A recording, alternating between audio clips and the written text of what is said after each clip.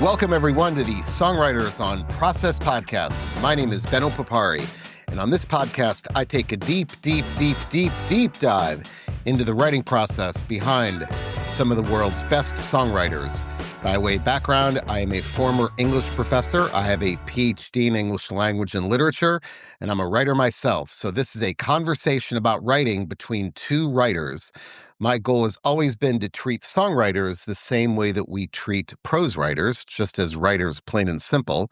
So that's all we focus on. I don't care about tour stories, favorite bands, how bands get their name, favorite foods, anything like that. This is, again, a deep dive into the songwriting process with some of the world's best songwriters. And with that, let's get into today's episode. And today on the pod, it is Lindsey Jordan, aka Snail Mail. Snail Mail's latest album is called Ricochet on Matador Records. I was thinking about this, and there are a few artists that no matter what they put out, I know I'm going to like it before I even listen. Snail Mail is one of those. Who are the others? Mama, Tennis and Warpaint. There you go. I was thinking about which bands I feel like. All right, I'm going to like this. The new album is fantastic. And I also love the fact that we were able to talk about the impact that poetry has on Lindsey's writing and how, again, another advocate for how important reading is to becoming a better writer, that through line. Talked about journaling, the role that journaling plays in our process as well. And a lot of great stuff here. I love this conversation. I like all my interviews, but some you just are just an easy conversation when we talk about the creative process. And it doesn't help, of course. I think, again, gushing, the new album is fantastic. So, hey, you don't want to listen to me. You want to listen to Lindsey. So again, here is my interview. Well, reminder, Ricochet out on Matador Records. And here is my interview with Snail Mail. I always start with a very simple premise, and that is, as a writer, is it important for you to create in some fashion every day, or do you feel like creating every day makes things stale and derivative? I'm like really not a create everyday believer. I definitely have tried. I feel like I've really gotten to a point of honing in my style of like how I do things, but every single record has been completely different. And like between this record and the one that I am coming out with, I did spend like every day pretty much trying to write. It's like 5 years of time. And it wasn't really until I was like able to get off tour that I actually started coming up with anything like substantial. I feel like I had all these ideas. I had like riffs. I had but it like I needed to like clear my head of like one era to be even interested in like entering another one. And I kind of feel like I tried to hack that. I tried to do that thing, and I was just like, I kind of thought I came out of it being like, that is not for me. So why try that though? I mean, I guess why, if it doesn't work for you, I'm just curious because I think we're all trying to tweak. Like we all try to tweak. Like how can we get in that ideal flow? So what made you think like I'm going to try this every day? Um, Sorry, my dog is being super annoying.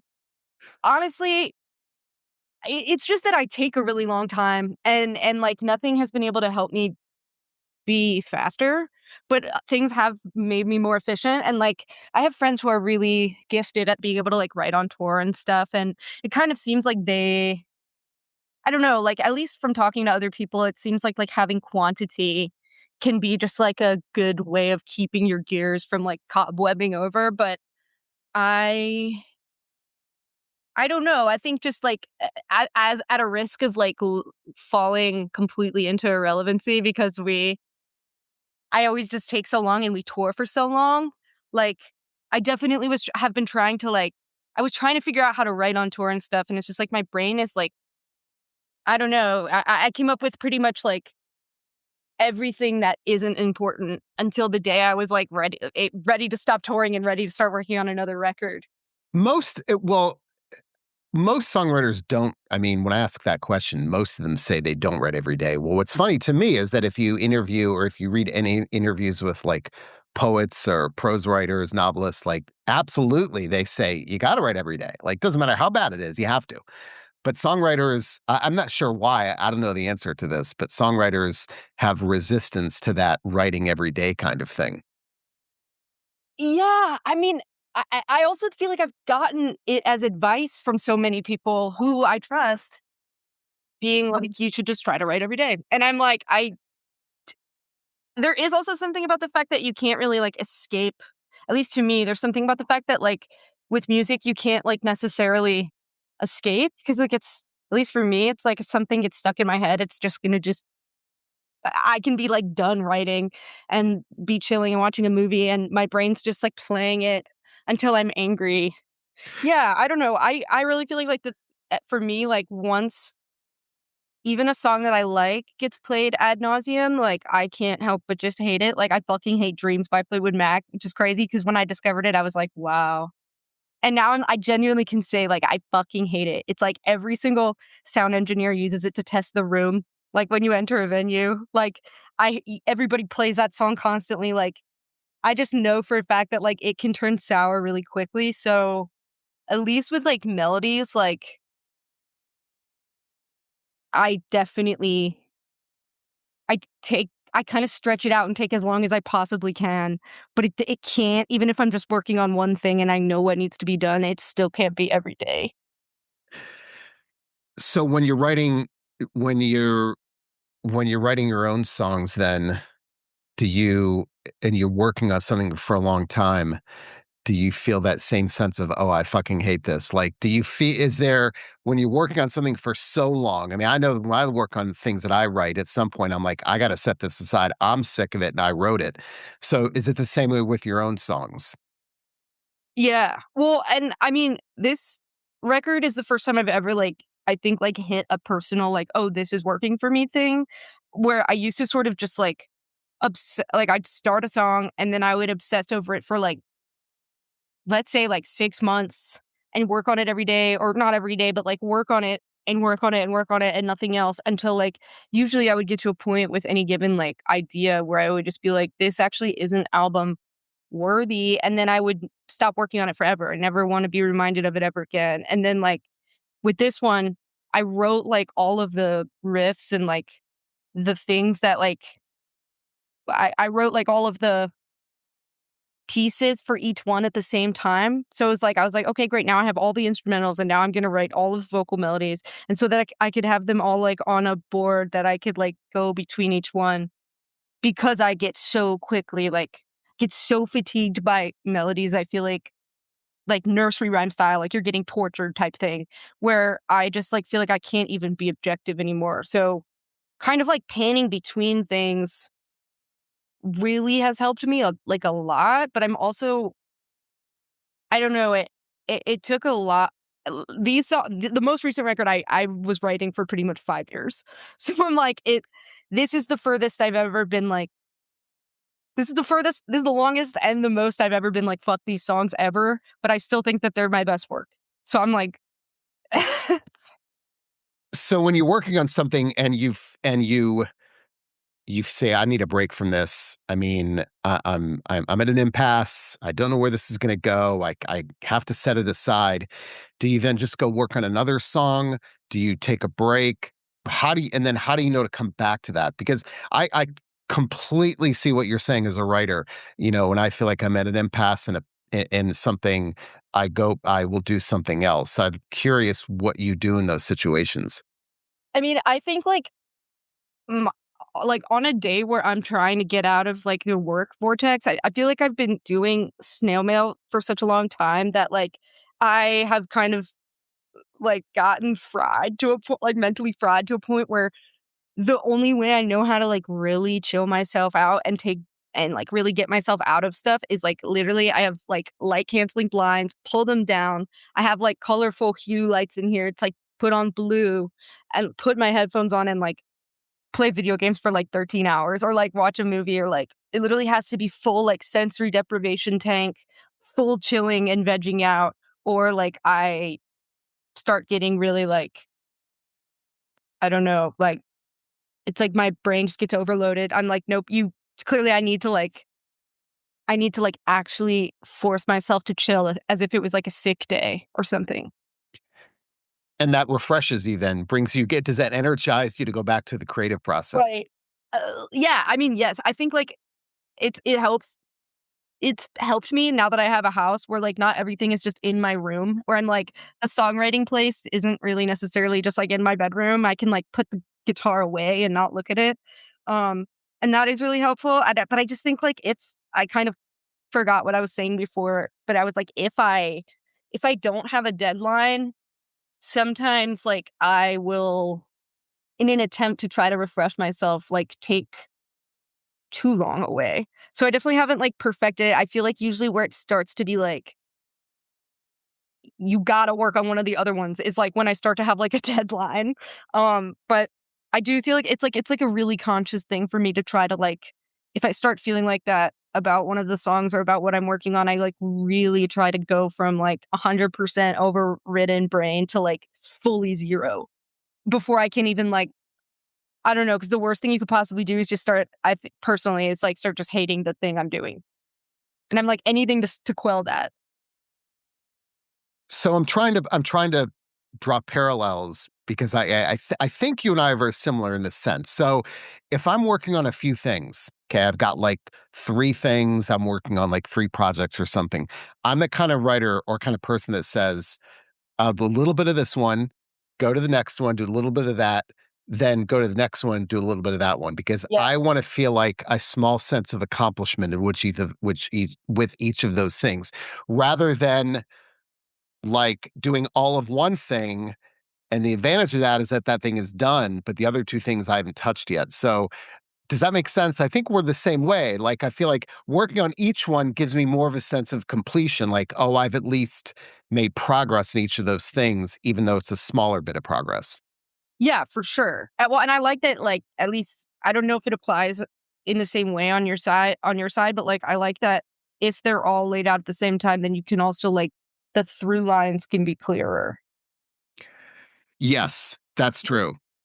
Like I don't know if I'm like the way that I did it one step at a time with each of the songs was like all of the lyrics got written, like, within the same, like, 2 months or something, but everything else was already done from all the songs. So it was like yeah, just, like then, like, the lyrics just, like, can't help but be super connected to each other and, like, be really, like it's more of like a piece, like a whole piece as an album, and I think that that is yeah, it is, like, here, like, as long as I by the end of this week, like, this one has a lead, this one, like, has a solo, this one's bridge is done, we're good, we're flying. I feel you, like, the most it is such a I think it's such a game of, like, tricking your brain into feeling the right amount of accomplished, but not too accomplished to, like, fully let your hair down. Absolutely, because I need that sense of I feel like I've done something. Um, I just don't like not knowing that those other things haven't been touched yet. Even if I touch it 5% of the way, I feel good. At least there's Right, something done. totally.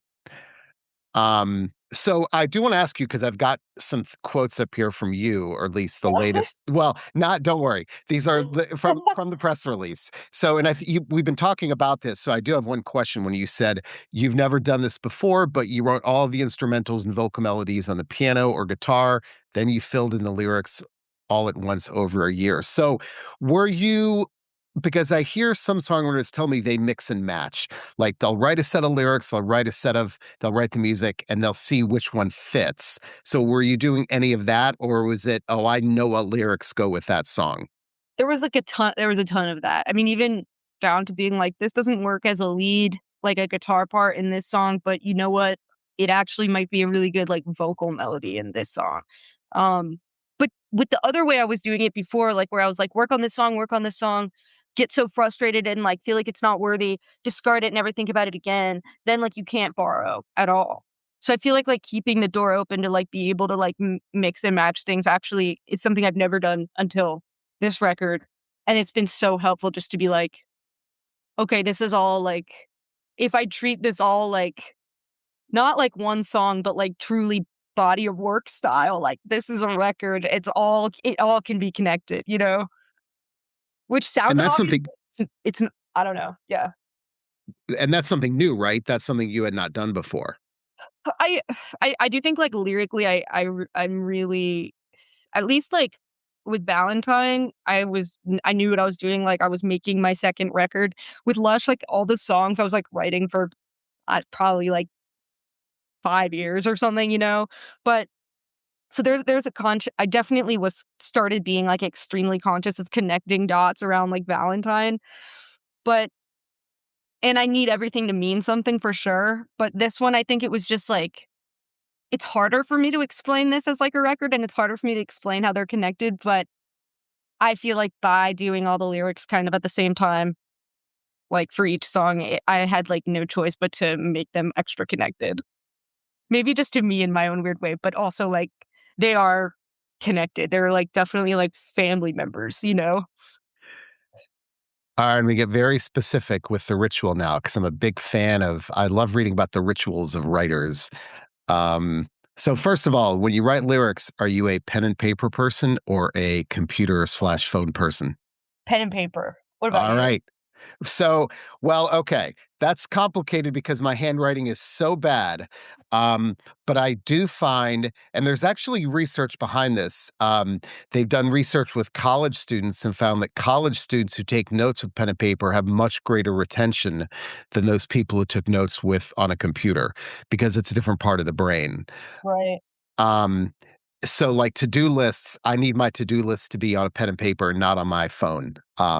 So um, so I mean, I think it depends. I think when I feel like I'm at an impasse, I do go to the pen and paper because I feel like it stimulates something different, That's right? cool. Um, but I'm gonna get very specific with you because I could devote an entire podcast, believe it or not, just to the brands of pen, colors of ink, and types of paper. So let's talk. What's Alright. yours? Okay, so I am a huge fan of, hold on. I have, like, a I really like these guys. What are the Microns? Yes. Um, I really like there's another one that I have, like, in abundance all around my house. Hold on. I think they're called, like, Jelly something. Hold on. You'll recognize them. It's classic Japanese pen. Um, Now I noticed black. Is black the preferred ink, or does that not black matter? yeah, black is the preferred ink. I don't know where they all are. Um, and I usually keep, like, a specific notebook that is just for, like, the record that I'm working on. I filled up 4 for this one, which was crazy. But yeah, I like a bound. For this one, I had, like, a bound hardcover, uh, notebook that I started with, which like leather, which kept everything feeling like I was just, like, feeling, like, motivated and organized.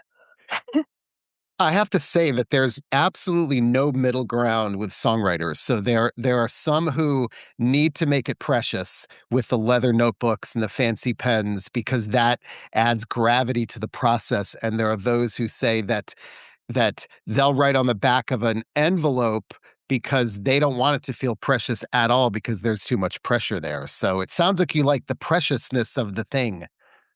Yeah, I mean, I'll do other things to take, like, the preciousness away in my mind, like, I'll, like, get a little stoned or, like, put on, like, something in the back, like a movie or, like there's, like, certain things that I actually have to do to force myself to get away from the preciousness of it, but I like certain elements of it because it is, like, so the pressure I at least put on myself, like, mentally to keep on, like I very much consider myself like a writer. That's like writer first, 100%, where I'm like, I do put a lot of pressure on myself to like be musically growing and expanding, but also doing that as a writer. So I'm like, it is the most precious thing to me, like in the entire world. So there are little things where I'm like I have this was like one of them where I was like, we're gonna have to do a music video in a hot air balloon, which we did.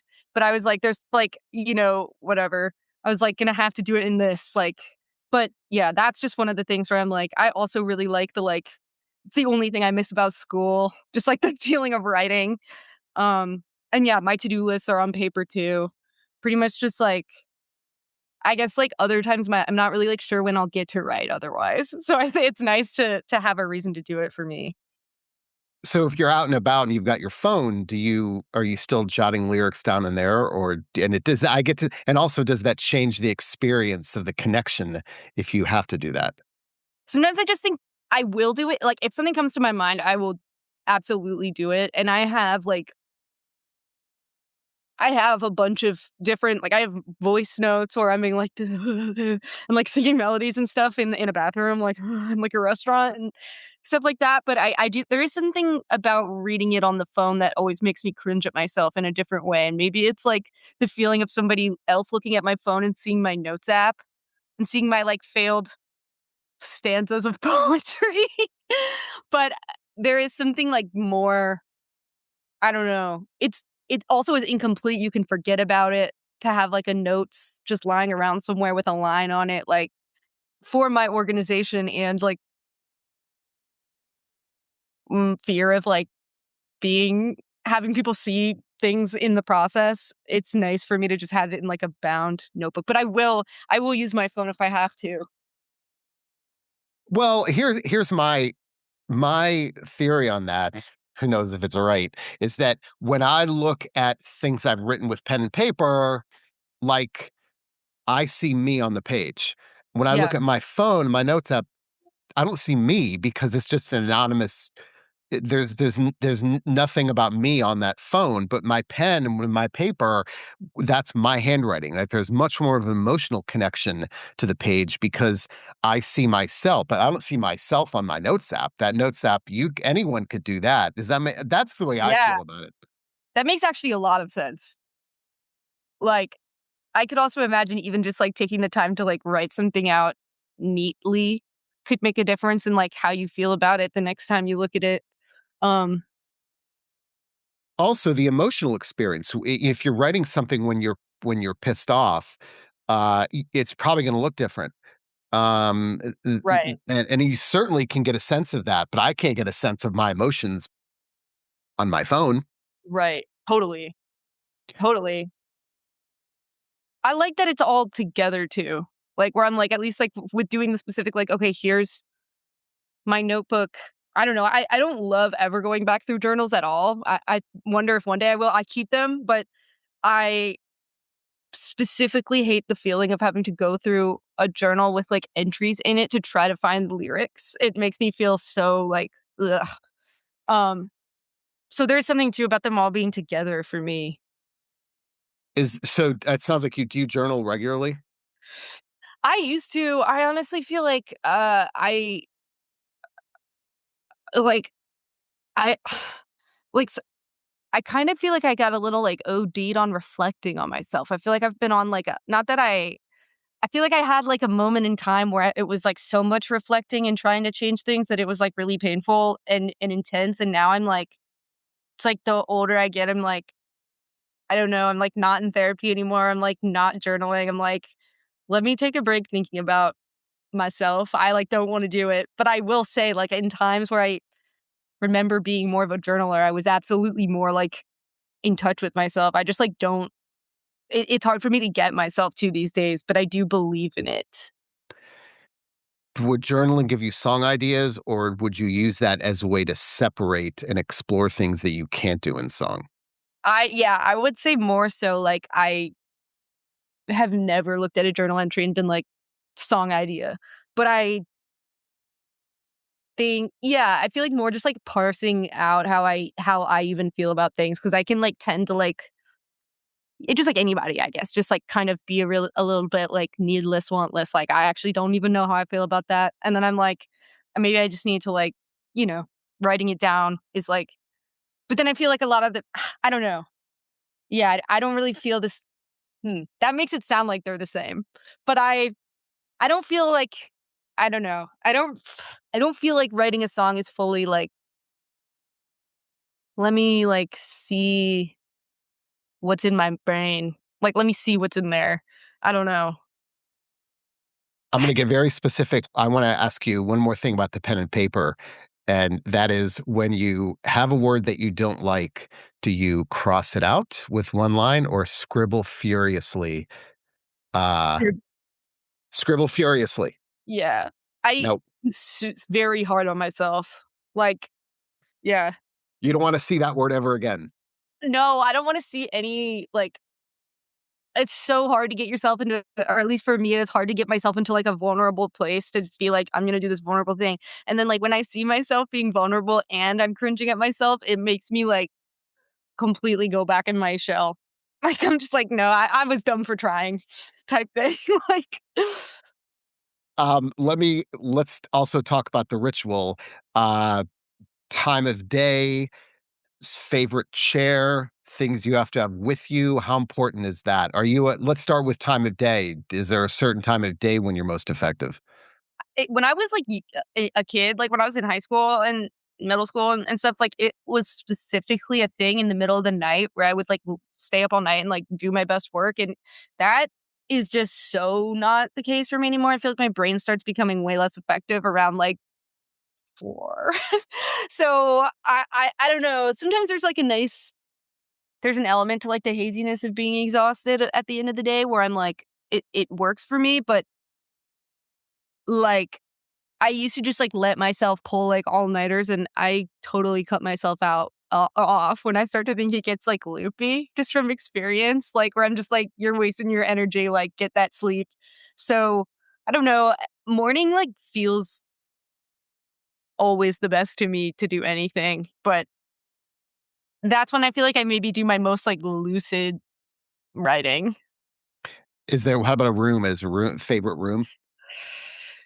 So I like set up this little studio in this house that I moved into. It's like, it's consciously the writing room, but I can tell you now there's like not actually like this couch is horrifyingly uncomfortable.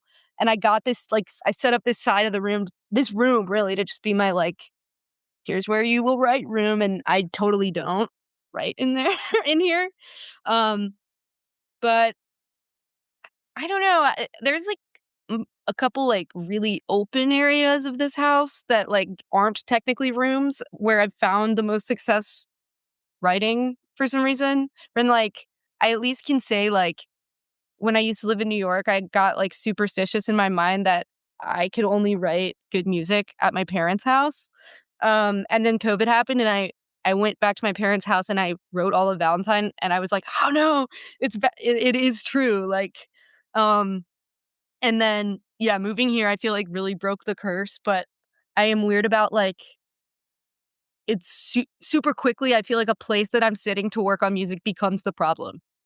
So maybe it's just that like the two places in the house that I'm thinking of like aren't really rooms. Like I'll show you like this is like it's like an open concept. Nice. A lot of natural light. I love it. Thank you. And then the other one is this kind of open concept of a wait, hold on, wrong way. This kind of open concept of a room. Um, yeah, I do feel like the room starts to like stink of bad energy or something. I'm not even like an energy person, but I'm like, I don't know. I don't know. Even like this studio was yellow. I painted it white because I was like, the yellow is ruining my artistic expression. It's making me feel crazy. But I don't know if there's any truth to that, but I do feel like a lot better in here now that it's not yellow. I love it. And I'm the same way. But here is my fear. My fear is that if I think too much about the ritual, and I think you were talking about this earlier, if I force myself to think that there's only certain places that I can write, then that means that all those other places I can't. And it gives me an excuse like, well, I'm not in my favorite chair, so I'm not going to write now. That's always my fear is that if I focus too much on ritual, that makes me too inflexible. Yeah, totally. I mean, the only way that I know to break that is like specifically doing things that I know are breaking it. Like I've been ritually about so many different things over time that I'm like, just the more I make music, the more it helps. Like, for example, like I played a lot of like songs in open D and variants of like open D and like for a really long time. And for pretty much all of Valentine and Blush, I would try a new tuning.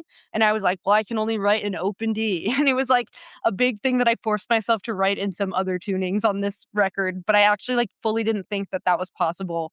I also didn't think it was possible for me to like hear a song and then try to like build something off of the song. I would always be like, no, no, like all I can think about is the original. I can't do that. And then on this record, I was like, I'm just going to do that for like a song or two just because I know that I can. And I feel like that all of those things, even like the fact that my process was like mixed around this time and like remixed, like kind of, I feel like is a good defense against the like superstition thing. Cause it is like, it can be like everything ruining, I think. But I still Yeah. think like I'm not the boss of any of all of my superstitions, just like some of them now. I want to ask you about editing. I want to follow up on one thing because I have found that ironically, I'm a better editor when I'm fatigued because I'm less likely to fight with myself.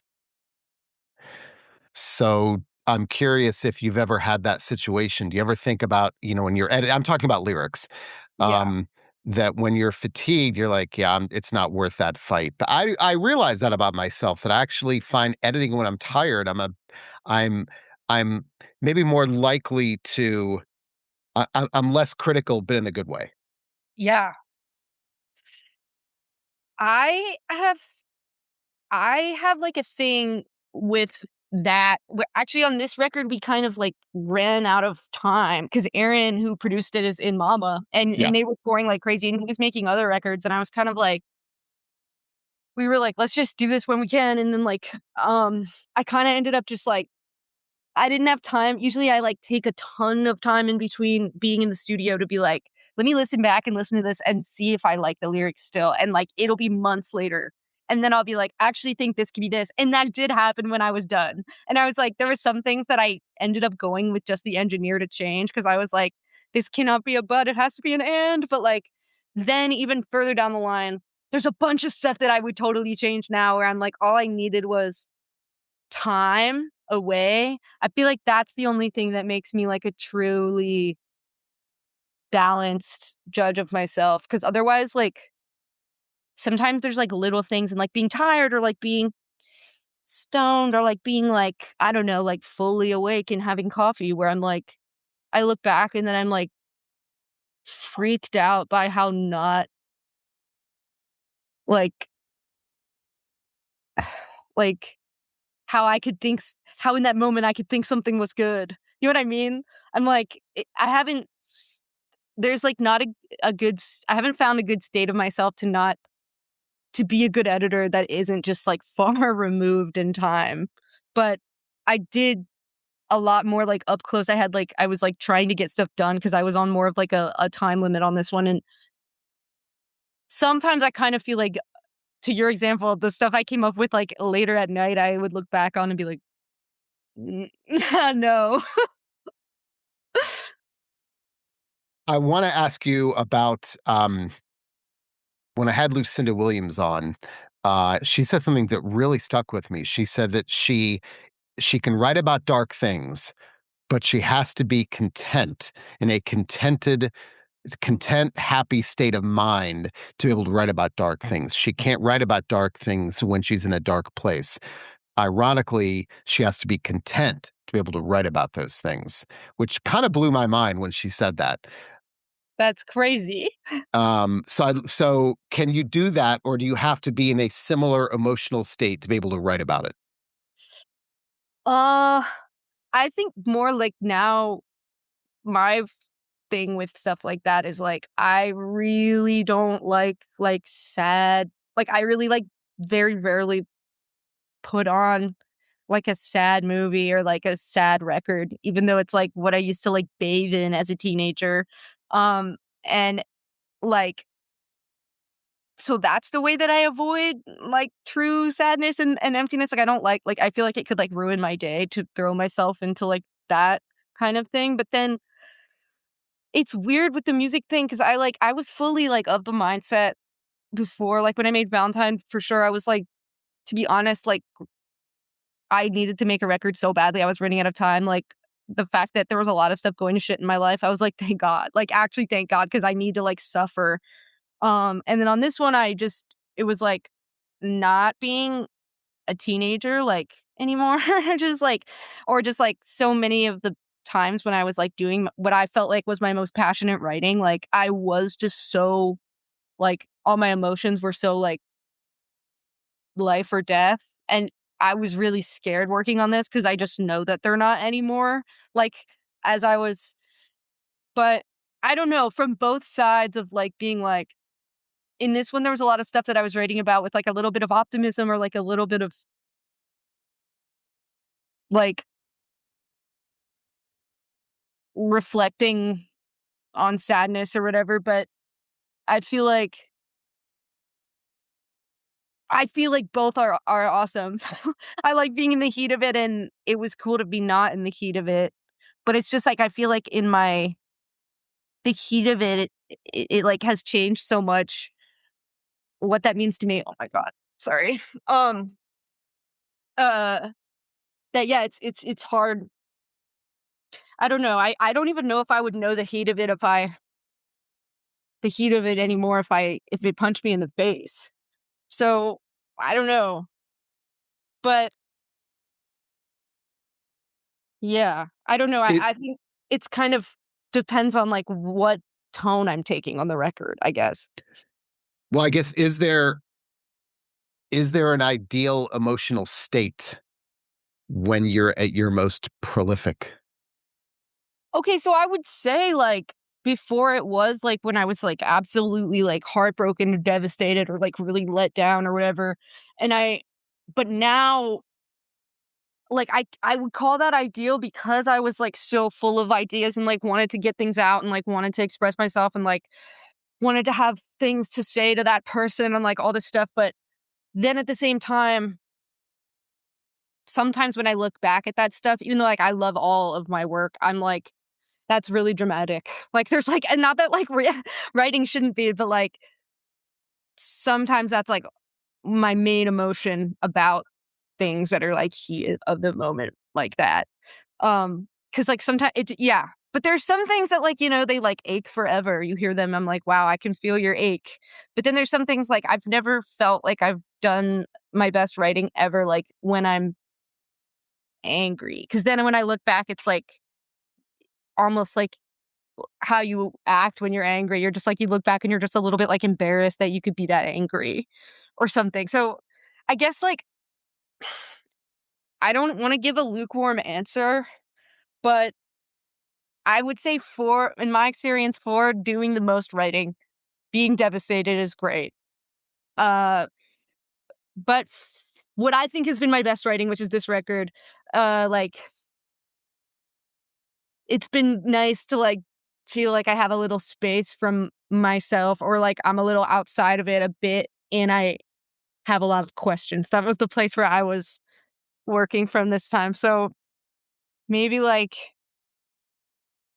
yeah, I don't know, maybe from a place of wanting to yeah, maybe, like that's not an emotion, but, like, curious and chill was good for this time.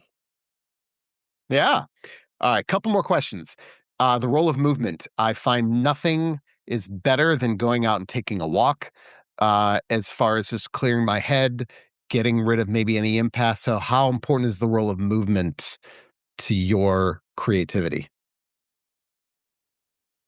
Like, not in it is in that I I will, like, run. I like to run, and, like, in a day where I know like, even just for my ADHD, in a day where I know I have a lot of stuff to do, like, I ran today because I was like, "I'm gonna have a lot to think about." Like, it definitely is, like, on a day where I know I have to be or I wanna be writing, I try to, like I'll run, like, a mile in the morning, and then, like, I feel like my head's more clear, but I definitely took a lot of walks while I was working on this record and felt like that was another, like, one of things that people do that I was curious about trying that didn't really work for me, but fresh air for sure, open a window. Have you ever thought about, and I hear this a lot too, and this is the one quote I always give songwriters is Agatha Christie, the writer, said, "The best time to write a book is when you're doing the dishes." So the idea that when our brains are engaged in monotonous activities that require no conscious thought, whether it's gardening, vacuuming, mowing the lawn, folding laundry, doing the dishes. That's when the eureka moments happen. The eureka moments don't happen when we sit down and say, I'm going to have a eureka moment. They happen when you're not expecting them. So, has it ever happened to you when you're doing something like some monotonous activity, repetitive activity? Gosh, I remember just a quick aside, I had Mary Timony on a few years ago, and she said that she had a job stuffing envelopes, and Oh my god. she got so many song ideas because that's all she was doing.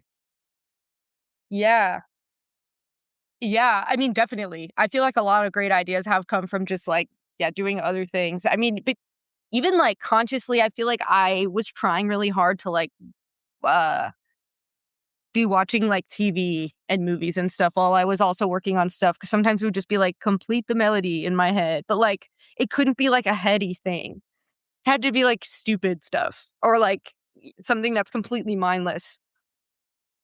But, yeah, I guess definitely, like, lyrically, at least, like, things have come together like that. I feel like sometimes with a lot of my writing, I usually have a guitar in my hand.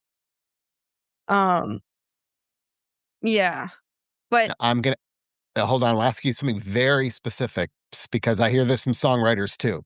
When you have your guitar, are you sitting, walking, or just standing? sitting. Okay. I've heard all three. I've heard walking around. Some of them tell me that there's the beat of walking around helps them. Whoa. Yeah. Um, yeah, no, that makes sense. Yeah, sitting or laying down. Sometimes laying down. Easy enough. All right, last question. So you had again in this the press release we were you mentioned the two-headed calf. Oh, yeah. Um and which is an amazing poem, and I taught her other poem. I've got it up here. I actually taught her other poem or the one of her other poems, and it is called The Bath. Um which is an amazing poem, but the two-headed calf I love. So I'd love to just get your take on well, first of all, let me say this. The number of songwriters who read poetry, this makes me weep because it's like I can count on one hand the number of songwriters who say, "Oh, I read poetry." Um, Yeah, which whatever, that doesn't make sense to me because I feel like that's a pretty obvious connection there. totally. So anyway, I'd just love to get your take on who you like to read, who influences you, whether it's poets and how you found that poem, and let's just talk literature as our kind of last question. Cool. Yeah, yeah, I mean, that poem, like, rocked my world for sure. I have, like, pretty intense sensitivity around mortality and also animals, and the animal thing is, like, it's become worse as I've gotten older, like, I can't even sometimes, like, there's, like, specific things like that where the first time I read that, it made me cry, like, I'm tearing up just thinking about it right now, like, I have a huge there's, like, something about the innocence, the situation, especially an animal with, like, a birth defect where I was like, I nothing has made me feel like that, like, ever until I read that poem, but I got a lot of my inspiration for the record by just, like, flipping through I had, like, 6 poem books just in front of me that I was referencing the entire time, and it was Actual Air by David Berman, um, Lunch Poems by Frank O'Hara, um, Something Sand, Adrian Rich, something like that. There was a Mary Oliver book, um I am bowing to you. You can. I just. I love that you're mentioning these people. I'm going to start weeping. That's amazing because I'm such a big fan of poetry. I'm sorry, but please go ahead. yeah, it's awesome. Yeah, I mean, and finding I feel like my thing with the poetry is, like, I have tried to get into, like, T.S. Eliot and stuff, for example, like, and can't, or at least have not been able to, because I'm like I feel like the reason that I like poetry and that it helps me with, like, writing lyrics is just, like, if I can, like, read something and the line resonates with me, even if I don't know what it means, like, it's, like, special and rare, and I feel like there's a lot of poetry that I've tried where I'm like, "I must just not get this," but I'm also not feeling anything, but it's also probably because I just don't get it, and so I feel like, yeah, that's just sort of, like, where I've I've picked up a lot of poetry books, and like the ones that made it into the like stack that I was using to write this record were just like ones where I was like, okay, this gives me a feeling, this gives me a feeling, and this gives me a feeling, and this gives me a feeling. And like sometimes I just think when I get in my head of like, okay, nothing fits in this like little space in this beat, whatever, like it's hard to even think about words as like a thing that's touching, you know? So then like just being, just reading somebody else's words and then being like, yeah, like, oh shit, I forgot that there's like doves on Earth. Like shit that like your brain gets so clouded. It's stuff like that, like actually takes me out, and especially because I'm not hearing it, I'm looking at it. But yeah, Um, do you read fiction at all, or is poetry your love preferred? fiction's my main. I would say Oh, fiction is my main. so Um, who are some of your favorite writers? I'm some of them. I'm like I get like you know, well, I love Dennis Cooper. I love Bret Easton Ellis. Um, I love George Saunders. Trying to think of like all timers. I'm like like a huge Bret Easton Ellis fan, and Dennis Cooper. I've read like almost all of them for both. But what's her name? Donna Tartt. Uh, I just also like I listen to audiobooks like pretty much all day long too, sort of just like while I'm doing dishes and while I'm like painting and doing monotonous stuff. Um, so yeah, that is like how I consume a lot of stuff. Last follow up. If you're reading a book and you don't like it, do you have to finish it, or can you say I'm done and just set it aside forever? Okay, I used to have to finish it. Me too. And now this is Pip. She chilled out. Um, I used to have to finish it, and now I think it's just like literally realizing how many books there are that I can't finish or that I won't finish. I do not any longer have to finish it. I used to be the same way because I couldn't, if it was a 200-page book and I read 190 pages, I didn't think I could tell people I read it, right? Yeah. So I had to say the only way I could say I read it is if I finished the whole thing. But I realized, like, fuck this, I can't. I'm not going to finish this thing. Yo, yeah, I got 40% into Infinite Jest, and I was like, there is nothing that can make me. But I love like I finished House of Leaves. Like I like it doesn't need to be just because it's you know I don't know. But then there is no part of me that is like I really wish I finished Infinite Jest. You know? And that's it for the latest episode of Songwriters on Process.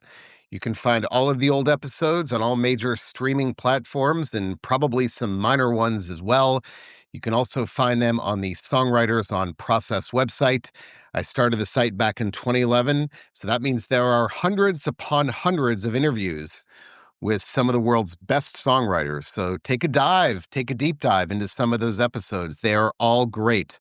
Of course, I'm biased. Also, shameless plug.